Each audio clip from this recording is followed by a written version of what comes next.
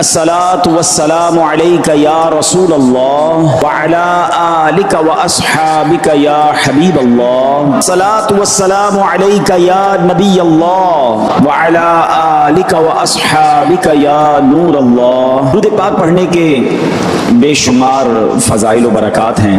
مولا علی کرم اللہ تعالی وجہ الکریم اس حدیث کے راوی ہیں. آپ نے ارشاد فرمایا جس نے جمعہ کے دن 100 مرتبہ نبی کریم صلی اللہ علیہ وسلم پر درود پڑھا اور وہ اپنے ساتھ قیامت کے دن آئے گا تو ایک ایسا نور لے کر آئے گا اسے اگر تمام مخلوق پر تقسیم کر دیا جائے تو کافی ہوگا. 100 مرتبہ جمعہ کے دن درود پڑھنے والے کو قیامت کے دن ایک ایسا نور دیا جائے گا کہ وہ ساری مخلوق پر تقسیم کر دے پھر بھی کافی ہوگا. ذرا غور کیجیے، جمعہ کا دن درود پڑھنا گویا ہمارے لیے عید کا دن ہے، رحمتوں کے نزول کا دن ہے، خوب برکتیں لوٹنے کا دن ہے. الحبیب صلی اللہ تعالی علی محمد صلی اللہ علیہ وسلم. حج کے 5 دن ہیں. آپ پہلے تھوڑی دیر کے لیے جو نا یہ جو حاجیوں پر میں نے دیکھا ہے مینا کے دن جب قریب آنے والے ہوتے ہیں نا تو حاجی گھبرائے مل رہے ہوتے ہیں، کیا ہوگا، خیمے میں کیسے رہیں گے، رش بہت ہوگا، احرام کتنے دن پہننا پڑے گا. حج کے دن قریب آئیں تو ٹینشن میں نہیں خوشی میں اضافہ ہونا چاہیے. 8 ذوالحجہ کو آپ جب مینا جائیں گے، آئے ہائے کیا منظر ہے. یقین کریں دنیا کے بڑے بڑے آپ نے پلازے دیکھے ہوں گے، دنیا کے بڑے بڑے ایسے شہر دیکھے ہوں گے جس کی مثال دی جاتی ہے، مگر یہ ایک ایسی بستی ہے جو سال میں ایک ہی بار آباد ہوتی ہے. لاکھوں لوگ خیموں میں جمع ہوتے ہیں. بلیو کریں ملٹائی نیشنل 5 اسٹار ہوٹل کا بستر ایک طرف اور مینا کے خیمے کی رات ایک طرف، اور وہاں واش روم اور وضو خانے میں لائن میں بھی لگ رہے ہیں، مگر اس کا بھی ایک مزہ ہے. لبیک کی صدائیں ہیں. تو یہ کیفیت کو انجوائے کرنا ہے، اس پہ فرسٹریٹ نہیں ہونا ہے، اس پہ گھبرانا نہیں ہے. یا بعد اللہ وہاں بھی لوگ کہہ رہے ہوتے ہیں یار مزہ نہیں آ رہا، کھانا نہیں مل رہا، اور جناب وضو کے لیے اتنی لمبی لائن ہے. نہیں جناب، یہ تو نصیب والوں کو حصہ ہے. خدا کی قسم آپ جب مینا میں ہوگے نا، دنیا کے کروڑوں مسلمانوں کی آنکھیں اشکبار ہوں گی. وہ آپ کو دیکھ رہے ہوں گے ٹی وی پر کہ دیکھیں یہ کتنے خوش نصیب ہیں، آج احرام پہنے مینا میں ہیں، مینا میں رات گزار رہے ہیں، صبح عرفات جانا ہے. اور یا اپنے گھروں کے بستر پر آرام دہ کمروں میں بھی وہ تڑپ رہے ہوں گے کہ کاش ہم بھی ان کے ساتھ مینا میں ہوتے. تو اے مینا میں رہنے والوں، تم شکوہ نہ کرنا، تم لڑائی نہ کرنا. ہاں یہ پرابلم ہے، جیسے ہی مینا میں جاتے تو خیموں میں لڑائیاں شروع ہو جاتی ہیں کہ حضرت ہمارا یہ بستر تھا تو یہ میری جگہ تھی. کسی سے نہیں لڑنا ہے. میں لڑنے گیا ہی نہیں ہوں، میں تو معافی مانگنے گیا ہوں، میں تو مغفرت لینے گیا ہوں. اگر آپ کو لگتا ہے کوئی غلط کر بھی رہا ہے تو آپ معلم کے بندے کو بلائیں، خود کسی سے نہ لڑیں، کونے میں بیٹھ جائیں، ذکر و درود پڑھیں. 5 نمازیں آپ نے وہاں پڑھنی ہیں ماشاءاللہ. ابھی رفیق الحرمین ساتھ لے جائیں، کوئی کتابیں ساتھ لے جائیں. اچھا وہ ہم نے بھی دیکھا جب حاجی مینا میں پہنچتے ہیں نا، کچھ رات کو پہنچ جاتے ہیں، کچھ صبح پہنچتے ہیں، تو صبح تو لبیک کی صدائیں آ رہی ہوتی ہیں، کوئی قرآن پڑھ رہا ہوتا ہے، کوئی تسبیح پڑھ رہا ہوتا ہے. مگر چونکہ ہماری انفراد عبادت کی تو عادت ہی نہیں ہے، 1 آدھ گھنٹے کے بعد اب جناب مستی مذاق شروع ہو جائے گی، پھر سیاست پر باتیں ہوں گی، الگ الگ خیموں سے الگ الگ آوازیں آ رہی ہوں گی، کوئی کسی کو نام رکھ رہا ہوگا. یہ عجیب ماحول ہنسی مذاق کا اور جس کو کہتے ہیں فضولیات کا ماحول بن جائے گا. ایسے ماحول میں آپ مت رہیے گا. آپ کو لگتا ہے مطالعے سے تھک گیا ہوں، تسبیح اٹھا لیجئے گا. تسبیح کے بعد تھک گیا ہوں تو نوافل شروع کر دیجئے گا. موبائل فون پر کچھ تلاوت، کچھ نعتیں، کوئی ایسی چیز جس میں بس میں عبادت پہ مصروف رہوں. اور سبحان اللہ اب جو رات آئے گی پیارے اسلامی بھائیوں، یہ شب عرفہ ہے. یہ رات پتہ ہے کون سی ہے؟ شب عرفہ. صبح کہاں جانا ہے؟ عرفات جانا ہے. تو شب عرفہ بڑی مقبول رات ہے. ہو سکے تو اول وقت میں عشاء پڑھ کے کچھ عبادت کر کے سو جائیں. پھر اگر موبائل میں الارم رکھیں تہجد کے لیے اٹھیں اور تہجد پڑھ کے پھر کسی کونے میں جا نماز بچھا کر خوب دعائیں کریں. آپ کے لیے زبردست وظیفہ لے کر آیا ہوں. تفسیر قرآن صراط الجنان کا مطالعہ کر رہا تھا. 22واں پارہ صراط الجنان پیج نمبر 143 اور یہ آیت نمبر ہے 26 سورہ سبا، اس کی تفسیر میں. تو کیا کمال کے 2 اللہ تبارک و تعالیٰ کے ناموں سے خوبصورت وظائف ملے، الفتاح اور العلیم. یہ یاد کر لیجئے. علامہ اسماعیل حقی رحمۃ اللہ تعالی فرماتے ہیں الفتاح، یہ اسم مبارک کا خاصہ یہ ہے کہ اس کی برکت سے مشکلات آسان ہو جاتی ہیں، دل روشن ہو جاتا ہے اور کامیابی کے اسباب حاصل ہو جاتے ہیں. نماز فجر کے بعد جس نے سینے پر ہاتھ رکھ کر 71 ٹائمز اس اسم کو یعنی یا فتاحو یہ پڑھا تو اس کا دل پاک اور منور ہو جائے گا، اس کا کام آسان ہو جائے گا اور اس کی برکت سے رزق میں بھی وسعت ہوگی۔ اور دوسرا ہے العلیم، اس اسم مبارک کا خاصہ یہ ہے کہ اس کا ورد کرتے رہنے والے کو علم اور معرفت حاصل ہوگی۔ یہ بھی پڑھتے رہا کریں، العلیم العلیم العلیم۔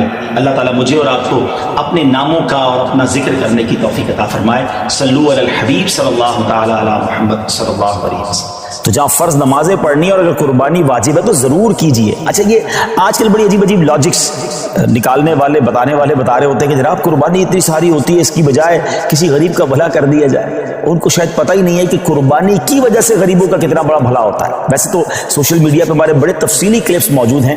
پہلی بات تو ایک بات سمجھ لیں، میں اور آپ کوئی بھی نیکی کرتے ہیں اللہ کی رضا کے لیے۔ اگر میرے رب کی رضا ان دنوں میں قربانی میں ہے تو لبیک اللہم لبیک، میرے رب کی رضا ہے میں قربانی کروں گا۔ میں ادھر ادھر کی باتیں نہیں سنوں گا کہ اس کے بدلے کچھ اور کر لو، اس کے بدلے کچھ اور کر لو۔ اور آپ غور کر لیں، ہر سال کچھ لوگوں کے پیٹ میں درد ہوتا ہے جب حج پہ لوگ جاتے ہیں کہ کروڑوں روپے خرچ کر کے وہاں کیوں جا رہے ہیں، کسی غریب کا بھلا کر دیں۔ اچھا جناب، یہ کروڑوں روپے کی قربانی ہو رہی ہے، کسی غریب کا بھلا کر دیں۔ 12 ربیع الاول کو اگر کوئی لنگر کرتا ہے، نیاز کرتا ہے، خوشی میں لائٹیں لگاتا ہے تو کسی غریب کا بھلا، کوئی نہ کوئی لاجک لے کر آتے ہیں۔ یہ ساری لاجکس جو ہیں، آپ ذرا غور کریں اس کے پیچھے معاملہ کیا ہے۔ کبھی بھی آپ کو یہ سنائی دیتا ہے کہ جناب اتنا مہنگا موبائل فون لینے کی کیا ضرورت ہے، کسی غریب کا بھلا کر دیں؟ اتنی مہنگی واچ آئی ہے اور جناب اتنی مہنگی گھڑیاں پہننے کی ضرورت کیا ہے، کسی غریب کا بھلا کر دیں؟ برانڈڈ کپڑے پہننے کی ضرورت کیا ہے، کسی غریب کا بھلا کر دیں؟ جناب نیو ایئر نائٹ میں اتنی آتش بازی کرنے کی کیا ضرورت ہے، کسی غریب کا بھلا کر دیں؟ اپنے بچوں کی شادی میں اتنے قسم کے فنکشن کرنے کی ضرورت کیا ہے؟